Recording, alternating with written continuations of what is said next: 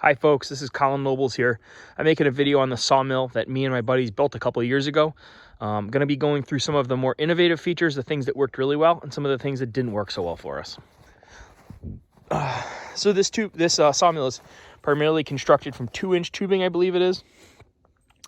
The real reason I'm making this video is to explain the tensioning system for the blade to some people. So what you'll notice if we look way back in here in the guts is that there's this tube here, and then there's that tube over there. It's not in focus right now. There it is. Okay, there's those two tubes, and those are pretty heavy gauge tubes. Here you can see them sticking out the other side. I think 1/4-inch wall. There's one, there's one. What you'll note is that the actual guide bearings, or the bearings that support the wheels, I shouldn't say guide bearings, these guys here, these big old pillow blocks, are welded to studs that go into here and are completely independent of this tube.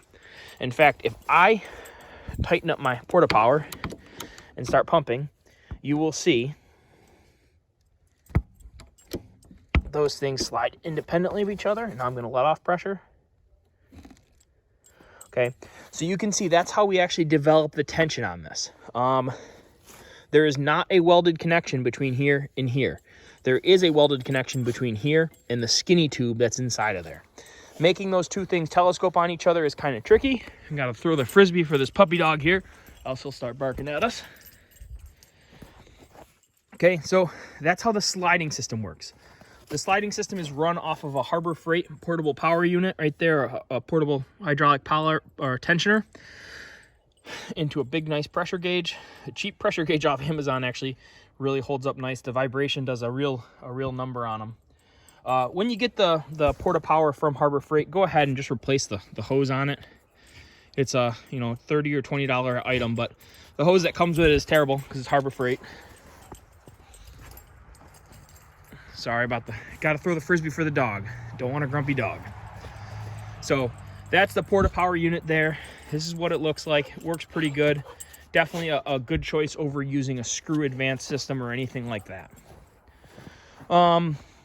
Walking around the mill some more, another innovative feature is how we do these bearings here. You can see this bearing has actually failed. I got to make them out of a better plastic, but it does work really good. And even though this one's messed up, in fact, I'm missing the bearing wholly here, it is a pretty slick system, easy to make on a CNC router or any light duty milling machine. You could probably even 3D print them, and that's probably what I'll do next.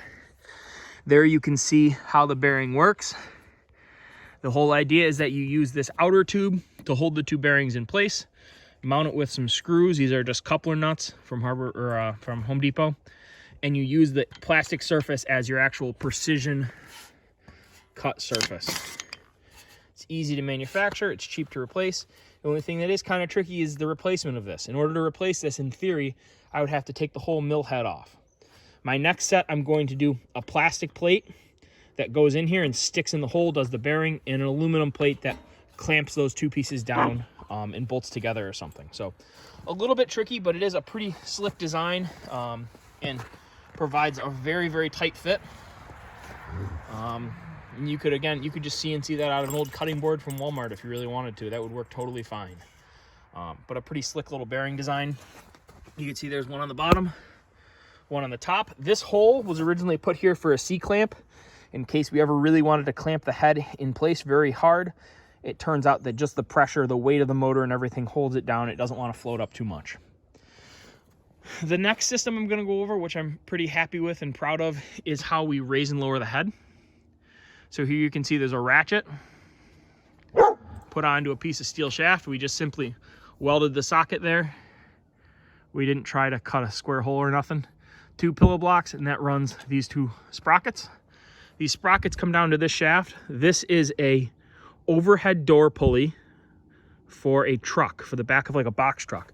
There's one on either side. And as I turn the ratchet, I lift that up and down. Now we did the math such that when you turn the ratchet once, it raises the saw head by 1 inch and 40 thou to account for the thickness of the blade. Relax, puppy dog. Come on, it'll be okay. And that system works really, really good. To keep that whole thing from back driving all the time here, we have a cheap brake system off of some little scooter. We just bought that on Amazon, and this handle up here actually runs that. The thing that's a little scary is if you pull on this handle, that saw head can come down hard and fast and whack you in the head. It only happened to me once, but I won't do it again. I've spent a lot of time thinking about how to fix that and make that safer, and I've given up, and I just put the handle way up in the air where I'm not apt to bump into it or pull it. So when you pull on that handle, the whole saw head comes down, and that's how you hold that in place. Cut it out. It's a pretty simple system. It works pretty well. As far as everything else on here, I mean, nothing else too complicated. Harbor Freight motor, which I highly regret, and I'd encourage you to use a better engine than that. Go with a Briggs & Stratton or something reliable. Our belt system is just a centripetal clutch off eBay. It was kind of a pricey one because it's 2 pulleys. It's rated for like 20 horse. And that really works okay. The clutch isn't the problem. It's this belt tensioner here that I've put in place. I'm tensioning 2 belts on 1 pulley, which I knew was a bad idea, but I tried it anyways, and it's a bad idea, I'll tell you that much. Over here, this is a junkyard pulley. I didn't really think V-belts wore, or pulleys wore, I should say, and they do. So that thing kind of slips on us, and that's one of our big problems. We're going to be redesigning that pulley and possibly redesigning the tensioner and possibly replacing that pulley at some point. The rest of the mill, gas tank is an old air compressor. That's a giant mistake. Don't do that. It's full of rust. I had to epoxy coat the inside. For water, there's actually a water tank. It's like a Tractor Supply water jug that sits up here, and we just have this that threads onto the spout. That's a giant mistake. You want to do your water on an electric pump. It's easier to turn on and off. You don't have to hoist the water way up over your head to put it on there. So we'll definitely be redoing that at some point. There's the dog that's been interrupting our video. For the wheels, we're just using these little V wheels. Got them on Amazon. They're pretty cheap.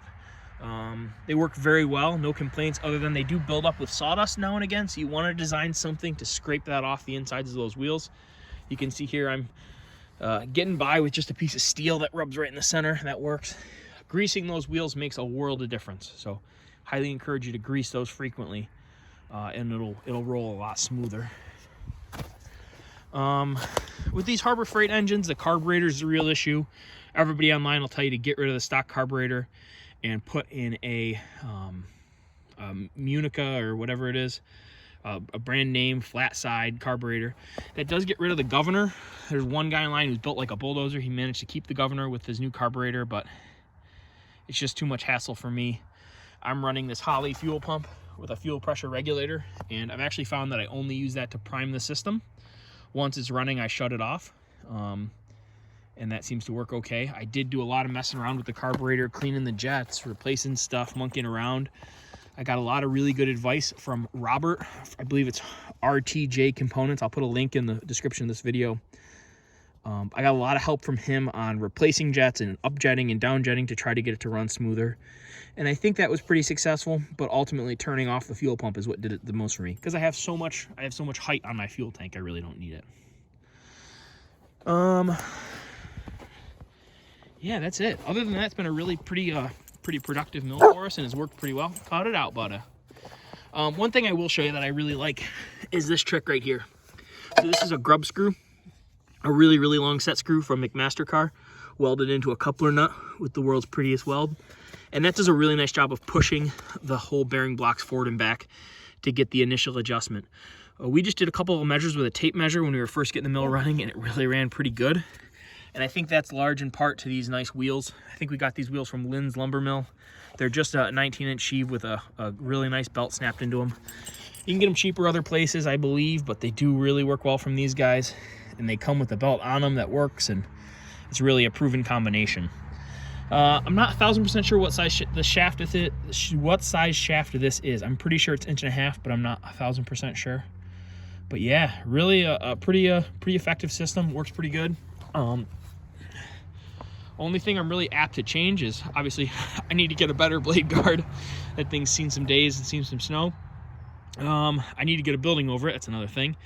And I really need to get a power feed system, because pushing it is just not fun. And I'd like to get a smoother, more cleaner cut. Some stacks of lumber down there at cut, so it's a proven machine. It works pretty good. Have a good one. Thanks. Bye.